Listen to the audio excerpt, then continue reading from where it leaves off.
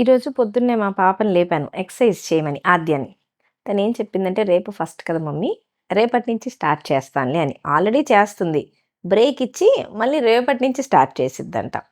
కాబట్టి నాకు అర్థమైంది ఏంటంటే, ఫస్ట్ కన్నా 31 మోర్ ఇంపార్టెంట్. ఎందుకంటే రేపటి ప్రిపరేషన్స్ ఉంటాయి కదా!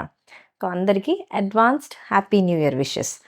రేపటి నుంచి ఏమేం చేయాలో అని కొన్ని మంచి పనులు రాసుకొని ఉంటాంగా. ఈరోజు లిస్టులు తయారు చేయాలిగా.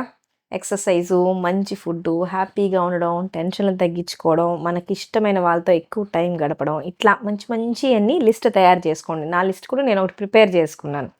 సో, ఈరోజు నైట్ కల్లా లిస్ట్ ప్రిపేర్ అయితే, అప్పుడు రేపు ఫస్ట్‌ని మనం ఎంజాయ్ చేయొచ్చు. స్టార్ట్ చేయడమే కాకుండా, బద్ధకిష్టిలాగా మా పాపలాగా ఉండకుండా, దాన్ని కంటిన్యూ చేస్తా ఉంటే, అందరూ హెల్తీగా, హ్యాపీగా ఉండొచ్చు. Once again advanced happy new year.